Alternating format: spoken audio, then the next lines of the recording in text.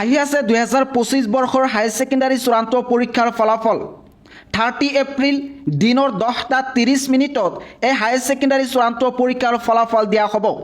আৰু এইটো 100% confirm news তোমালোকে বিশ্বাস কৰিলে কৰিবা নকৰিলে নাই কিন্তু এইটো 100% শিওৰ যে কাইলৈ দিনৰ 10:30 এই হায়াৰ ছেকেণ্ডাৰী চূড়ান্ত পৰীক্ষাৰ ফলাফল দিয়া হ'ব এনেকৈ মই মেট্ৰিক পৰীক্ষাৰ্থীসকলক আৰু হায়াৰ ছেকেণ্ডাৰী চূড়ান্ত পৰীক্ষাৰ্থীসকলক 2023 চনৰ পৰা নিউজ প্ৰভাইড কৰি আছো গতিকে তোমালোকে এইটো বিলিভ কৰা যে কাইলৈ 10:30 এই হায়াৰ ছেকেণ্ডাৰী চূড়ান্ত পৰীক্ষাৰ ফলাফল দিয়া হ'ব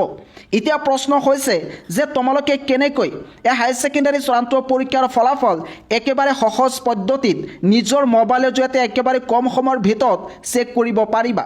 ইয়াৰ কাৰণে এটা মোবাইল এপ ইনষ্টল কৰিব লাগিব প্ৰথমতে তোমালোকে প্লে ষ্টৰত ভিজিট কৰিবা ইয়াতে তোমালোকে সাৰ্চ কৰিবা আসাম বোৰ্ড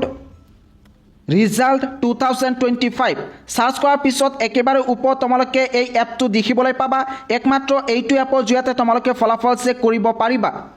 এই এপটো তোমালোকে ইনষ্টল কৰিবা ইনষ্টল কৰাৰ পিছত তলফালে আহিবা ইয়াতে দেখিবলৈ পাবা 5টা ষ্টাৰ আছে 5 নম্বৰ ষ্টাৰত ক্লিক কৰি ইয়াতে লিখিবা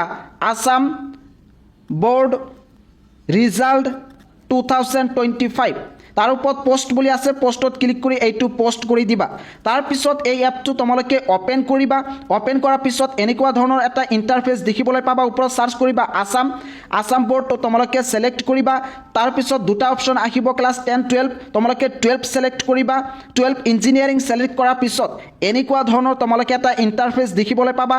12 ৰিজাল্ট 2025 ইয়াতে তোমালোকে ক্লিক কৰিবা ক্লিক কৰাৰ পিছতে ইয়াতে দেখিবলৈ পাবা চেক ৰিজাল্ট ইয়াতে ক্লিক কৰি তোমালোকে একেবাৰে সহজ পদ্ধতিত নিজৰ ফলাফল নিজে চেক কৰিব পাৰিবা ইয়াতে তোমালোকৰ ৰোল আৰু নম্বৰটো এন্টাৰ কৰিবা তাৰ পিছত দেখিবলৈ পাবা যে তোমালোকৰ সন্মুখত এই ৰিজাল্ট আহি পৰিছে আৰু ইয়াৰ পৰা তোমালোকে নিজৰ ফলাফল ডাউনলোড কৰিব পাৰিবা গতিকে পলম কিয় এতিয়াই এপটো ইনষ্টল কৰা লিংক এইটো ভিডিঅ'ৰ কমেন্টত আৰু ডেসক্ৰিপশনত দিয়া আছে